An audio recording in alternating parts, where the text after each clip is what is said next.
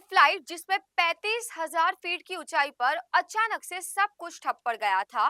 दरअसल वो cyber attack का शिकार हुई थी।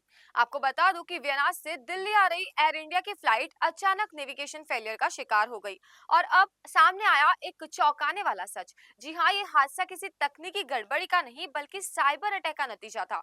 एक जीपीएस स्पूफिंग अटैक। रिपोर्ट्स के मुताबिक एयर इंडिया की फ्लाइट AI-154 जब मिडिल ईस्ट के ऊपर उड़ान भर रही थी, तभी अचानक उसके ऑटो पायलट, ऑटो थ्रस्ट और नेविगेशन सिस्टम ने काम करना बंद कर दिया।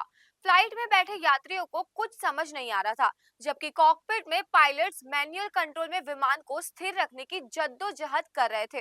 बाद में जांच में अब खुलासा हुआ कि फ्लाइट जीपीएस स्पूफिंग का शिकार हो गई थी। अब सवाल है कि आखिर ये जीपीएस स्पूफिंग है क्या? दरअसल हर एयरक्राफ्ट अपनी लोकेशन, ऊंचाई और दिशा जानने के लिए जीपीएस सैटेलाइट से सिग्नल प्राप्त करता है।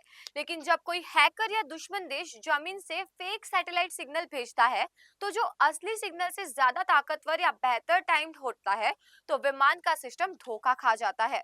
उसे गलत लोकेशन, एल्टीट्यूड और दिशा दिखने लगती है।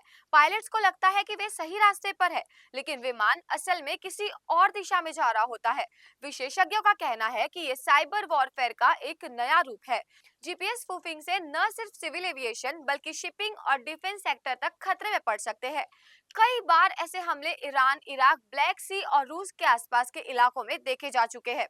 ऐसे में सवाल उठता है कि क्या भारत की हवाई सुरक्षा भी अब डिजिटल अटैकर्स के निशाने पर है?